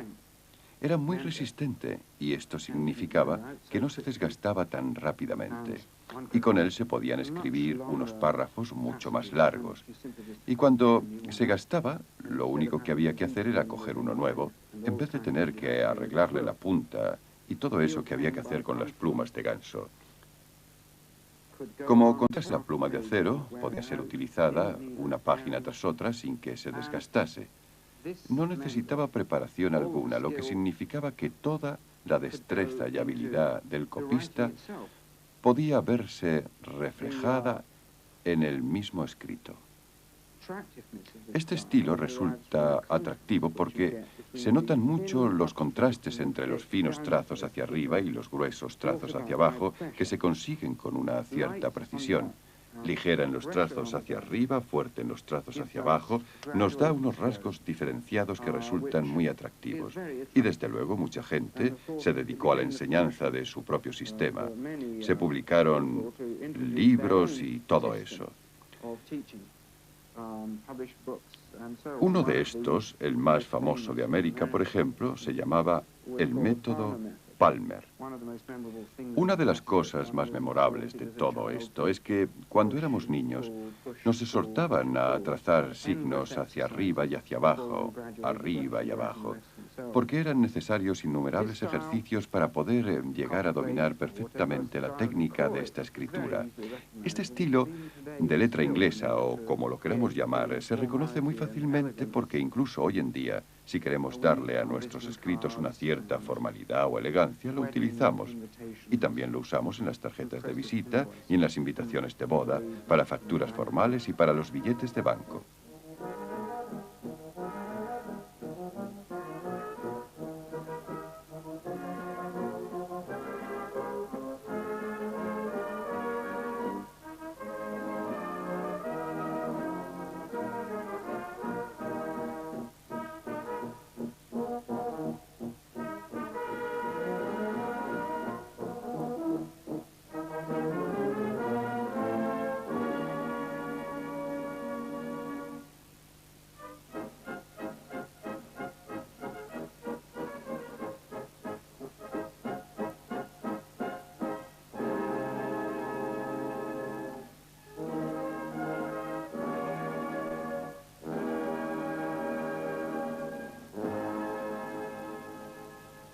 El sello de un penique promocionó la escritura.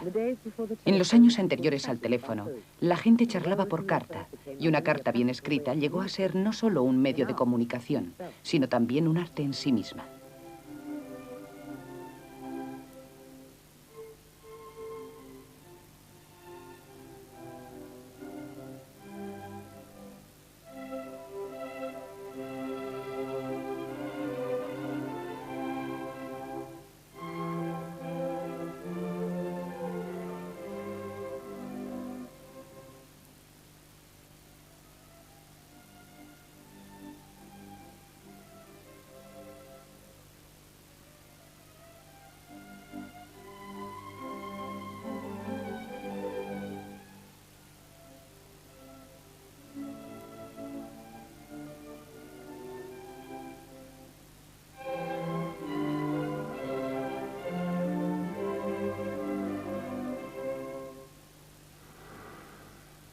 Esta tinta fluye de una forma muy particular y no corroe los plumines metálicos como hacen otras tintas. Este era el anuncio de un fabricante de tinta del siglo XIX. Los plumines de acero necesitaban otra tinta. Las tintas utilizadas en la Edad Media eran ácidas y quemaban el papel. Se podía usar la pluma de ganso, pero el plumín de acero se oxidaba. Se hicieron experimentos con tintes y en el año 1850 aproximadamente se consiguió una tinta que no corroía y que no perdía su color. El calígrafo pedía una tinta que pudiese fluir libremente, pero sin que se emborronase. Tenía que ser inodora y que no enmoheciese. Tenía que secarse con rapidez. No tenía que corroer ni al papel ni al plumín. Una buena tinta para escribir se podía conseguir en polvo y mezclarla con agua una vez en casa, o se podía comprar en frasquitos ya preparada, o muy de vez en cuando del vendedor ambulante de tinta. La expendía de sus barriles como si fuera vino.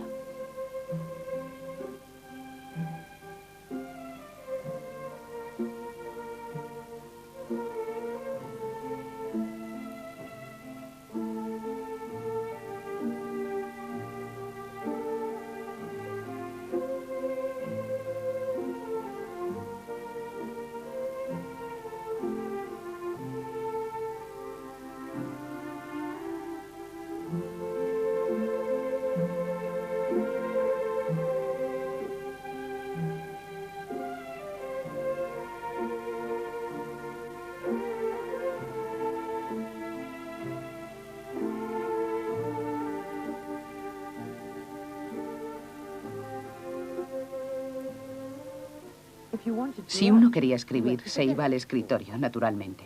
La pluma y la tinta podían tener un marco espléndido, pero no estaban hechas para viajar. El problema era cómo llevar encima los materiales para escribir, y esto fascinó a los inventores victorianos. Esta tienda en el West End londinense es por sí sola una pieza de museo, y es un recuerdo de sus mentes ingeniosas y de sus dedos manchados de tinta. El entusiasta de las plumas y coleccionista Philip Poole.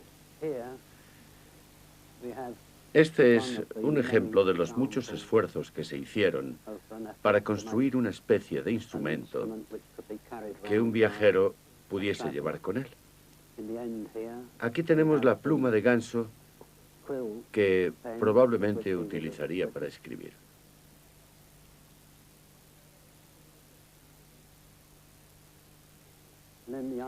En el otro extremo del instrumento podría llevar algo de tinta.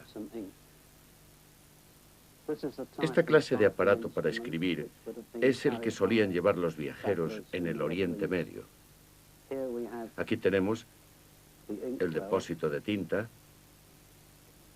y en el tubo está la pluma, que casualmente es una pluma de junco. Este es un ejemplo muy gracioso de manguillo de plata que también podría ser utilizado por algún viajero. El plumín se podía sacar y guardar nuevamente en el manguillo. Esto servía para llevar una pequeña botellita de tinta y todo el conjunto podía formar la cadena del reloj de un caballero.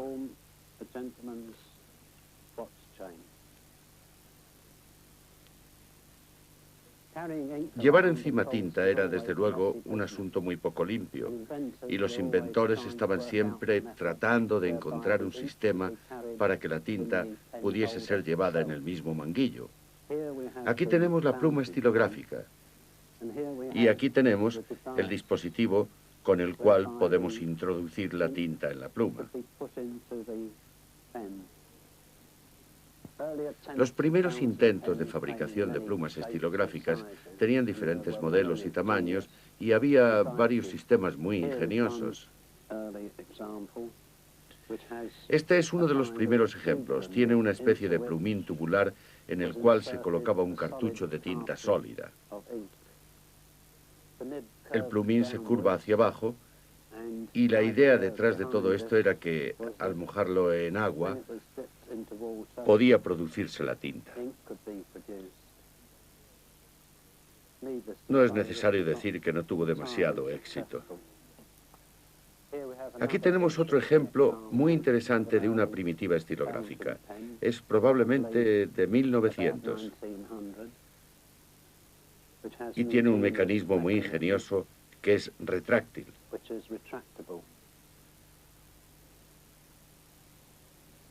El objeto de todo esto era proteger el plumín cuando ya no se utilizaba, escondiéndolo en el tubo.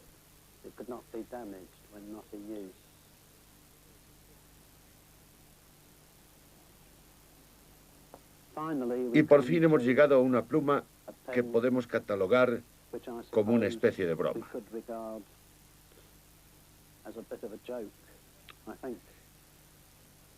Creo que la ventaja de una pluma como esta, debido a su tamaño y volumen, es que resulta difícil perderla. Difícil de perder, pero también difícil de usar. Aquellos primeros intentos para crear una pluma portátil parecen actualmente un divertido interregno en el camino transcurrido desde la antigua pluma de ganso, hecha a mano, hasta la producción en masa de plumas estilográficas.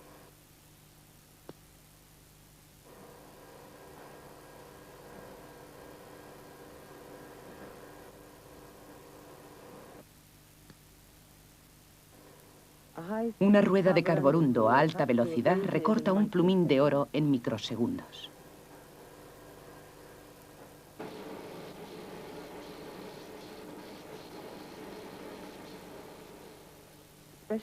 Un material especialmente endurecido se suelda en la punta del plumín y se pulimenta por todos lados para conseguir a máquina la punta que antiguamente se cortaba con todo cuidado a mano.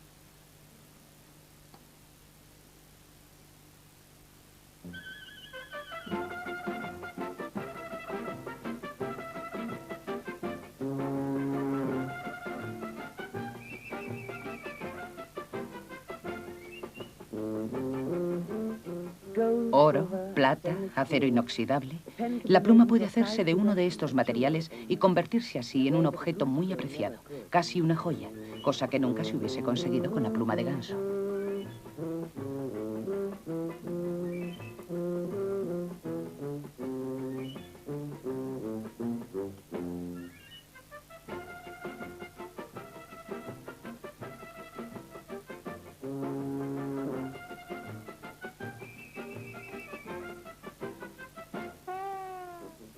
Esta pluma puede escribir durante aproximadamente 7,5 kilómetros ininterrumpidamente. Popular, barato, desdeñado por los escritores de hermosas letras, esta es la aportación de nuestro siglo a los instrumentos de escritura, el bolígrafo. El principio es el de flujo controlado. Una bolita que gira se abastece de tinta a través de 6 minúsculos conductos que la rodean. Los fabricantes de plumas empezaron a experimentar con el bolígrafo a principios de siglo. Querían algo que pudiesen utilizar los almacenistas encima de las desiguales superficies de los paquetes envueltos en tela o papel de estraza. Seca con rapidez, lleva un depósito interno de tinta. El bolígrafo es lo que más se utiliza en las oficinas y a menudo se usa y se tira. La descendiente directa de la familia de las plumas sigue siendo la estilográfica. Sus predecesoras, de junco y de ganso, se hacían en casa. Actualmente las estilográficas se producen en las fábricas. La probadora de plumas, Frances Satchel. Lo primero que hago es comprobar que el plumín no tiene defectos. Entonces escribo con él y verifico la suavidad, el flujo de tinta. Bueno, este plumín tal vez esté demasiado apretado, así que lo coloco en este aparato llamado ensanchador para separar ligeramente la punta. Y así se puede graduar el flujo a gusto del usuario. Puede a veces resultar un plumín demasiado flexible, y si es demasiado flexible, no escribirá.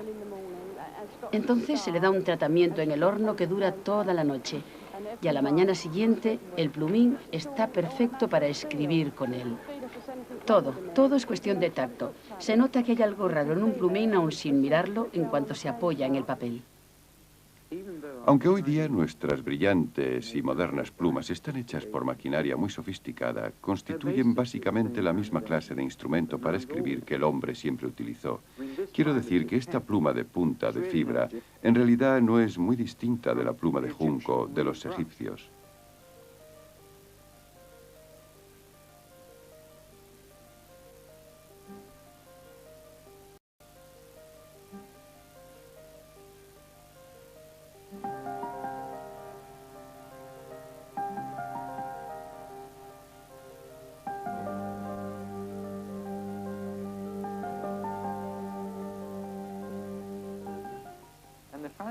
Y la estilográfica es igual que la pluma de ganso y funciona de la misma forma.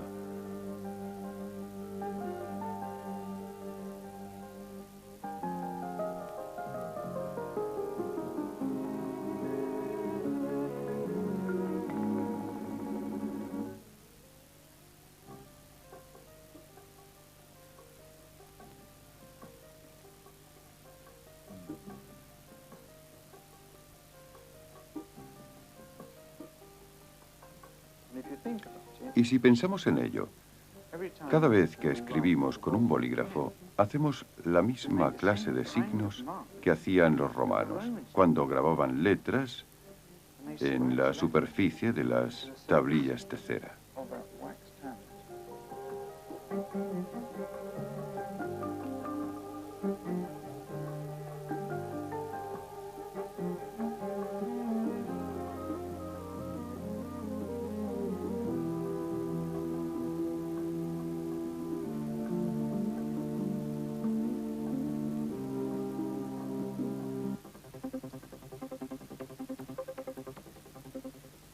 Hace poco se ha extendido el rumor de que una máquina, la máquina de escribir, reemplazará al copista. Esta taquimecanógrafa, una señorita, dice que puede rellenar 40 hojas en 1 hora. Un angustiado copista escribió esto en 1889. ¿Qué es lo que habría dicho actualmente? Teléfonos, máquinas de escribir, procesadores de datos electrónicos, ordenadores que, con solo tocar una tecla, son capaces de producir más de 1000 cartas escritas a máquina por hora. El copista no puede competir.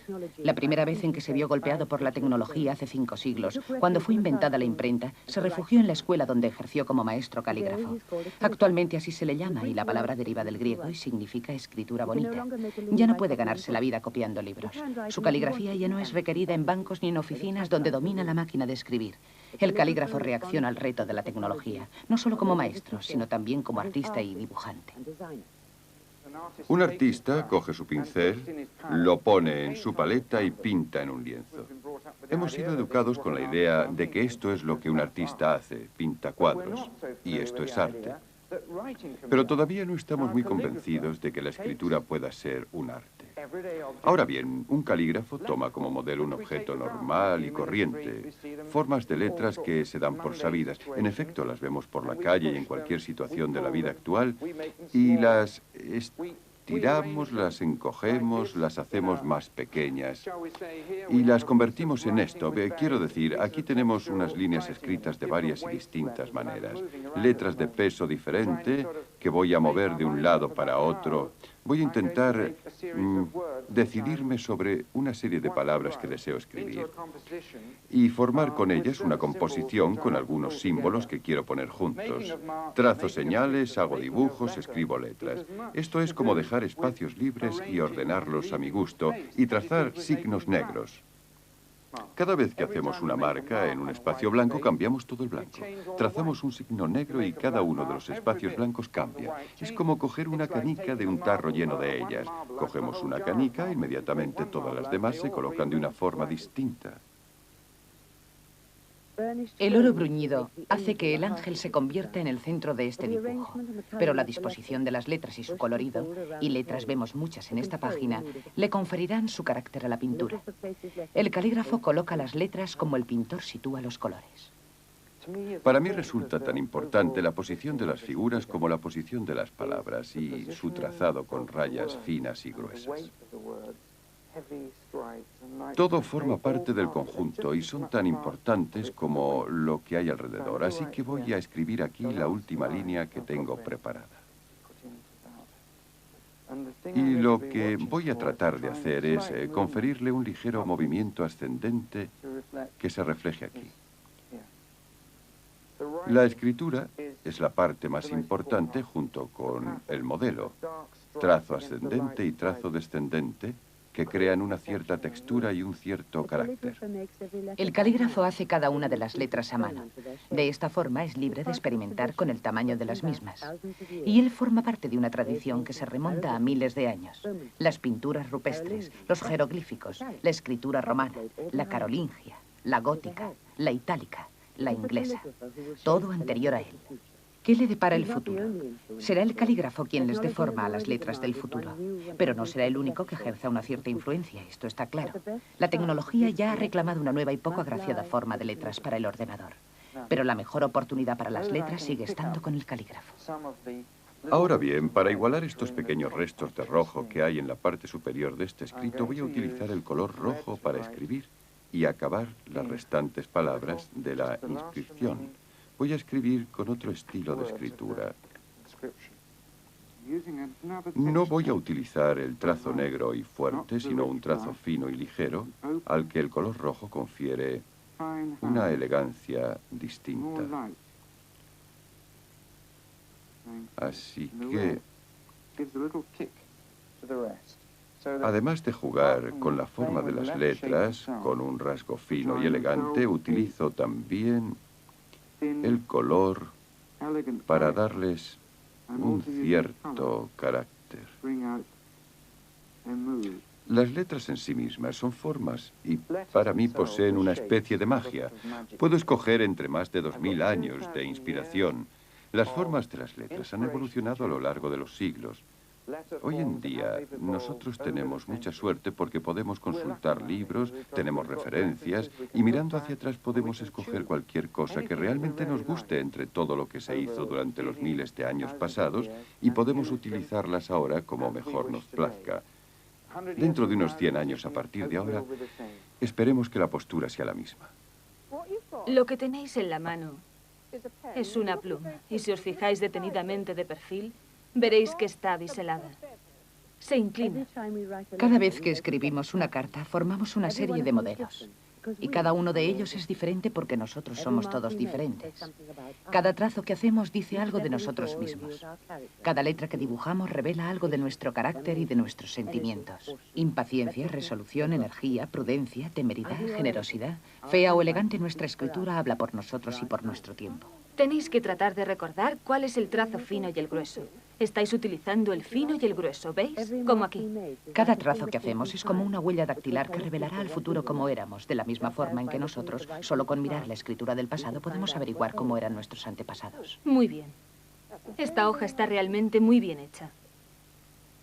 Hace miles de años, un hombre cuyas palabras han hecho olvidar su nombre escribió: todas las posibilidades de un ser humano pueden fluir de la punta de una pluma. Estupendo. Muy bonito. Sigue así. Deja que fluya. Déjalo fluir.